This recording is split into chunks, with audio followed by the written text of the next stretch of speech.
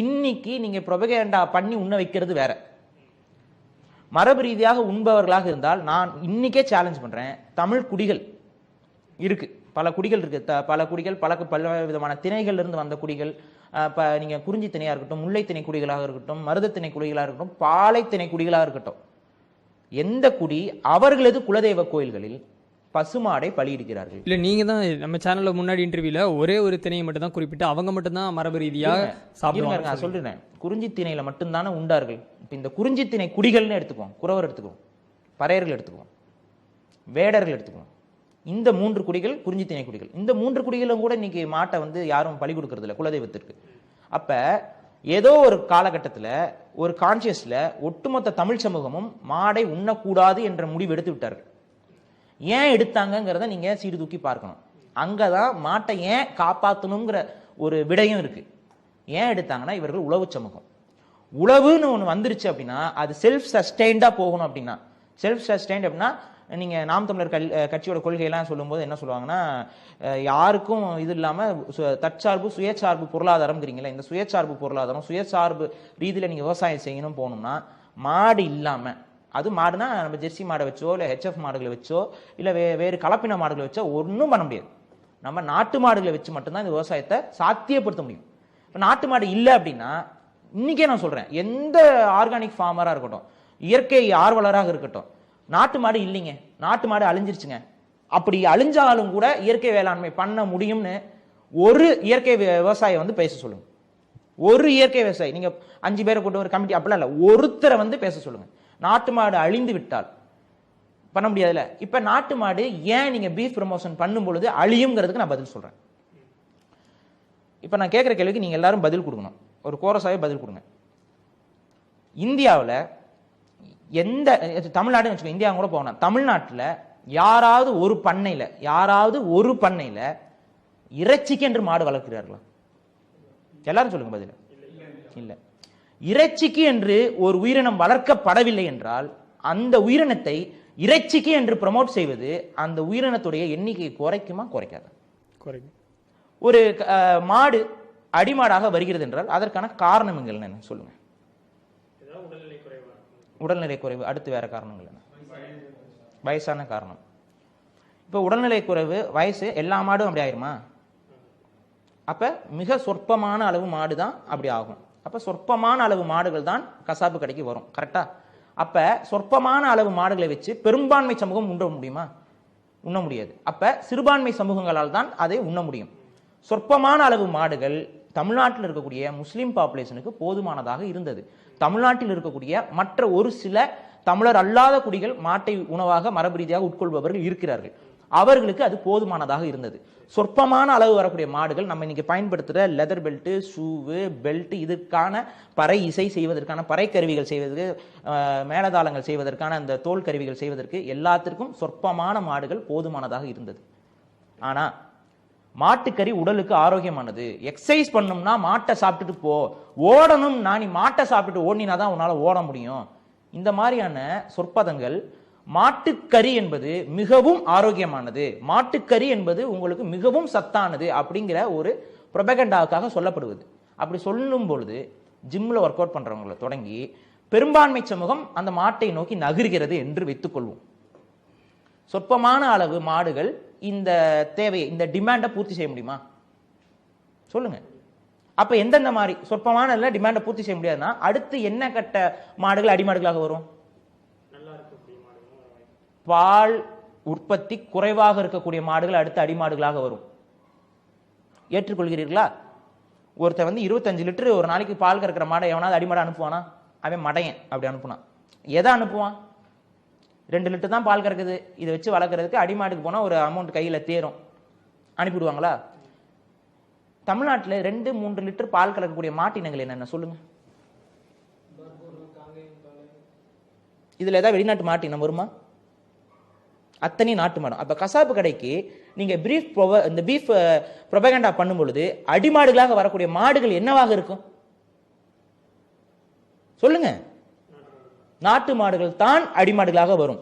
Cersei மாடு என்னைக்காவது அடிமாடா போற காட்சியை நீங்க என்னைக்காவது பார்த்திருக்கீங்களா?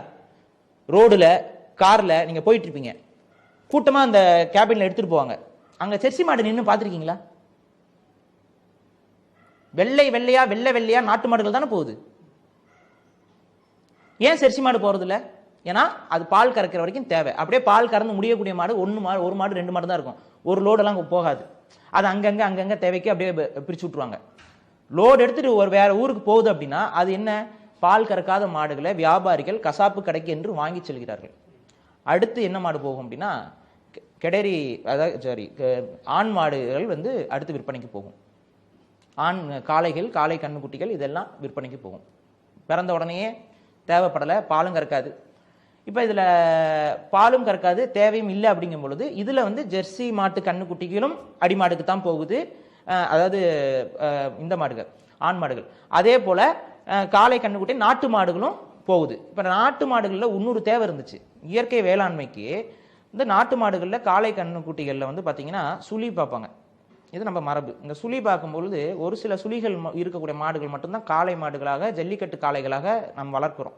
ஜல்லிக்கட்டு காளைங்கிறது எப்படின்னா பிறக்கிற 10 குட்டியில் ஒரு குட்டியை தான் எடுப்பாங்க. இந்த ரேஷியோவில் தான் இருக்கும். 10க்கு ஒரு குட்டி ஜல்லிக்கட்டுக்கு ஒர்த்தா இருக்கும். அதனால அந்த ஒரு சுழி பார்த்தா எடுத்துக்குவாங்க.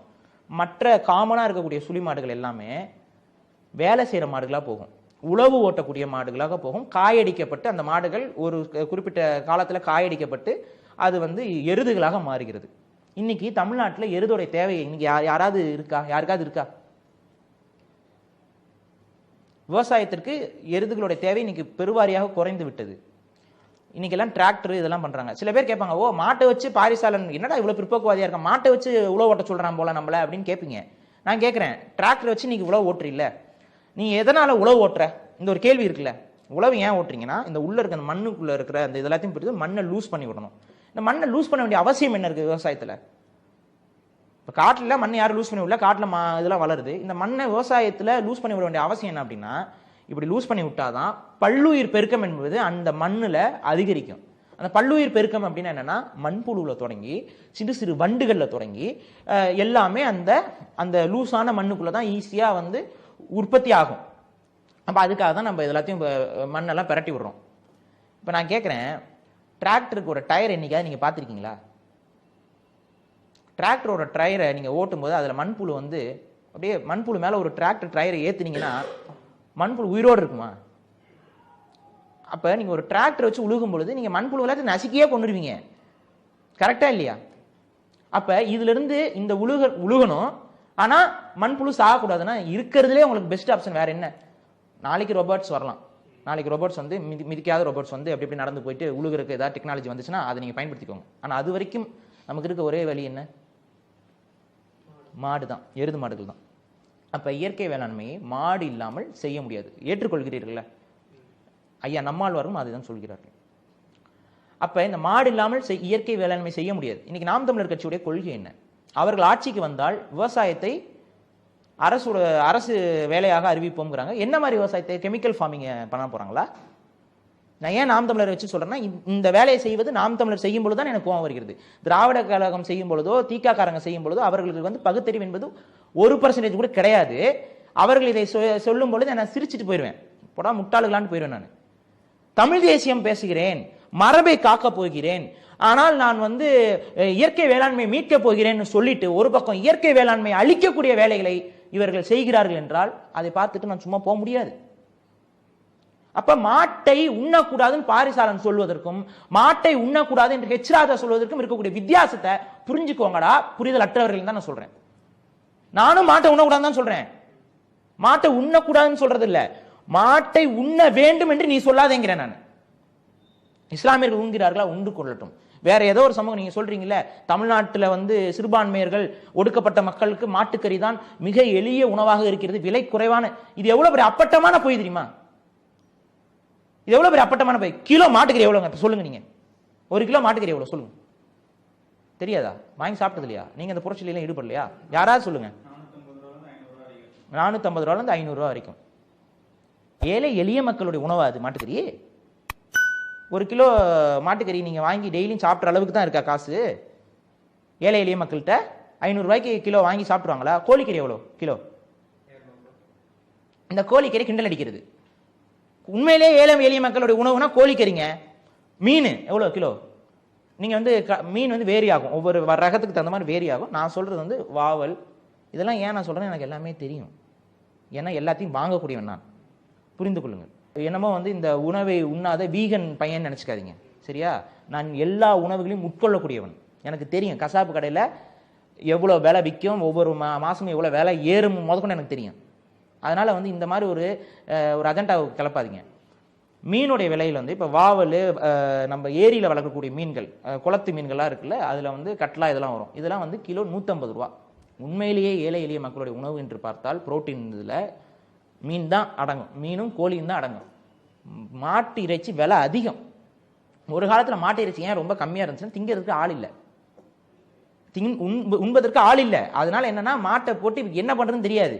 அப்போ தான் என்ன பண்ணுவாங்கன்னா கிலோ 30 ரூபா 40 ரூபாய்க்குலாம் வித்துட்டு இருந்த காலம் ஒரு 15 வருஷத்துக்கு முன்னாடி. இப்போ நீங்கள் இந்த ஒரு ப்ரொபகண்டா பண்ணி பண்ணி பண்ணி பண்ணி ஏன் அப்போ 15 வருஷத்துக்கு முன்னாடி ஏன் மாட்டுக்கறி அவ்வளோ சீப்பாக இருந்துச்சு? ஒரு கேள்வி வருதுல்ல. இப்போ 15 வருஷத்துக்கு முன்னாடி மாட்டுக்கறியோட கன்சப்ஷன் என்பது மிக மிக மிக மிக கம்மி தமிழ்நாட்டில். அதனால மாட்டினங்கள் வாழ்ந்து கொண்டு இருந்தது. சரி, ஏங்க மாட்டை அடிச்சா சாப்பிட்டு, இப்போ நம்ம ஆட்டை அடிச்சு சாப்பிட்றோம், அது அழிஞ்சு போச்சா? பண்ணி அடிச்சு சாப்பிட்றோம், அழிஞ்சு போச்சா? கோழி அடிச்சு சாப்பிட்றோம், அழிஞ்சு போச்சா? மீன் அடிச்சு சாப்பிட்றோம், அழிஞ்சு போச்சா? மாடு மட்டும் அழிஞ்சு போயிரு ஏன் பாரி பேசுறீங்க? நீங்கள் ஒரு கேள்வி வந்திருக்கணும், ஆனால் யாரும் கேட்கல. நான் சொல்லிடுறேன். மாடு கருத்தரிப்பதுக்கு எத்தனை மாதங்கள் ஆகும்? 9 மாதம், 9.5 மாதம் ஆகும். ஆடு கருத்தரிப்பதற்கு 150 டேஸ், 150 நாட்கள் ஆகும். பன்னி கருத்தரிப்பதற்கு 140 நாட்கள். மாடு முழுமையான மாடாக வளர்வதற்கு, ஒரு மாடு பிறந்து முழுமையான ஒரு அடல்ட்ஹுட்னு சொல்லுவாங்களா, அந்த அடல்ட்ஹுட்டுக்கு வரக்கு எத்தனை வருஷம் ஆகும்? ஆடு 1 வருஷத்துக்குள்ள, பன்னி 1 வருஷத்துக்குள்ள. அப்ப மாட்டுக்கறியை உங்களால வேகமா உற்பத்தி பண்ண முடியுமா? ஆட்டுக்கறி அதிகமா உற்பத்தி பண்ண முடியுமா? கோழி சில நாட்கள், 60 டேஸ். அப்ப புரிந்து கொள்ளுங்கள், நீங்க உணவு கன்சப்ஷன் என்று எடுத்துக்கொண்டால், ஒரு அறிவியல் ரீதியாக எடுத்துக்கொண்டால் மாட்டுக்கறியை நீங்க ப்ரமோட் பண்ணவே கூடாது. அதுவும் இயற்கை ஆர்வலராக இருந்து கொண்டு இயற்கை வேளாண்மை மீட்க வேண்டும் என்று சொல்பவர்கள் எக்காரணத்தை கொண்டும் மாட்டுக்கறியை ப்ரமோட் செய்யும் நடவடிக்கையில் இறங்கக்கூடாது. இஸ்லாமியர்கள் மாட்டுக்கறி திங்கக்கூடாது என்று பிஜேபி காரர்கள் அங்கே அடிக்கிறாங்க, வெட்டுறாங்க, கொலை செய்கிறாங்க அப்படின்னா அதை கண்டியுங்கள். மாட்டுக்கறி உண்பது அவரவர் விருப்பம், அவரவர் உணவு பழக்கத்தில் நாம் தலையிடவில்லை, அதை கண்டிங்க. ஏன்னா தமிழ்நாட்டில் இந்தியாவில் இருக்க ஒட்டுமொத்த இஸ்லாமியர்களும் மாட்டுக்கறியை தினம் தினம் உண்டாலும் கூட மாடு அழிஞ்சிடாது. ஏன்னா அவங்க சிறுபான்மை. ஆனா இந்த மாட்டுக்கறி உணவால உனக்கு ஆரோக்கியம் வரும், மாட்டுக்கறி உணவு நல்ல ஆரோக்கியமான உணவு, மாட்டுக்கறி உண்பது எங்கள் உரிமை, மாட்டுக்கறி உண்பது பகுத்தறிவுன்னு ஒரு ப்ரொபகண்டாவை நீங்க பரப்பி உங்க கட்சிக்கார மீட்டிங்ல, உங்க கட்சிக்கார கூட்டங்கள்ல மாட்டுக்கறி பிரியாணிலாம் போட்டு ஒரு அந்த டேஸ்ட்டை நீங்க பழகுனீங்க அப்படின்னா மாட்டினம் வேகமாக அழிந்துவிடும். ஏன்னா நீங்களாம் பெரும்பான்மை. இப்போவும் சொல்றேன், தமிழ் சமூகத்துல மாட்டுக்கறி உண்ணக்கூடிய சமூகம் மரபு ரீதியாக ஒண்ணு இல்லை. எழுதி வைத்துக் கொள்ளுங்கள். இருக்கிறது என்று நீங்கள் வாதிட்டால் எந்த சாதிக்காரன் எந்த ஊர்ல பசுமாட்டை பலி கொடுக்கிறான்? ஏன்னா மாட்டு நம்ம ஊர்ல எல்லாம் அந்த பலி கொடுத்துட்டு அப்படியே விட்டுலாம் வரமாட்டாங்க. கரெக்டா? எருமை பலி தமிழகத்தில் நடக்கிறது, பன்றி பலி தமிழகத்தில் நடக்கிறது, ஆட்டு பலி நடக்கும், சேவல் பலி நடக்கும். சரியா? இந்த உணவு எல்லாத்தையும் நம்ம ஆண்டவனுக்கு போட்டு அப்படியே வந்துட மாட்டோம். நம்ம தான் சமைச்சு சாப்பிடுவோம். அவருக்கு முதல்ல வச்சுட்டு ஒரு மரியாதை செஞ்சுட்டு, குலதெய்வத்துக்கு மரியாதை செஞ்சுட்டு நம்ம தான் சமைச்சு சாப்பிடுவோம்.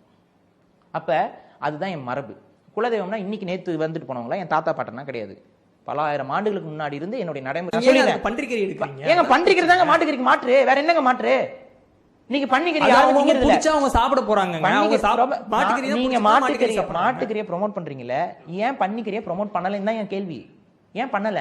அது நீங்க தொடக்க காலத்துல இருந்து ஏன் பண்ணல சொல்லுங்க. ஏன் வரும்போது பன்னிக்கறியை ஏன் ப்ரோமோட் பண்ண? நான் ப்ரோமோட் பண்றேன். ப்ரோமோட் பண்ணும்போது ஏன் நீங்க கோவப்படுறீங்க? அதிகபட்சமா சாப்பிட்டவங்க ஏன் நீங்க கோவப்படுறீங்க? நான் சொல்றேன் இருங்க. நீங்க இல்ல, பொதுவாவே இந்த பன்னிக்கறியை ப்ரோமோட் பண்ணும்போது இந்த பகுத்தறிவாளர்களுக்கு எல்லாம் கோவம் வருது. காரணம் என்ன தெரியுமா? அது இஸ்லாமியர்களுக்கு எதிராக தொடுக்கப்படக்கூடிய போராக பார்க்கிறீர்கள். இதே தான் இந்துத்துவம் பார்க்கும். நீங்க மாட்டுக்கறியை ப்ரோமோட் பண்ணும்போது இவன் மாட்டை புனிதம் என்று கருதி உண்ணல, இவர்கள் பன்றியை அசிங்கம் என்று கருதி உண்ணல. ரெண்டுமே மூட நம்பிக்கை. கரெக்டா? ரெண்டுமே மூட நம்பிக்கை. ரெண்டுமே உயிரினம் தான். அதுல புனிதமும் கிடையாது, இதுல அழுக்கும் கிடையாது. வளர்க்கும் விதத்தில் வளர்த்தால் ரெண்டும் ஒன்று தான். ஒரு மாட்டை ரோட்ல மேய விட்டு வளர்த்தீங்கன்னா அதுலேயும் புழுக்கள் நோய் இதெல்லாம் இருக்கும். ஒரு பன்னியை வந்து ஆரோக்கியமாக வளர்த்தீங்கன்னா அதுவும் சுவையான உணவாக இருக்கும். இவ்வளோதான் விஷயம். இவன் பண்றதும் ஒரு ஒரு பிற்போக்குத்தனம் தான்.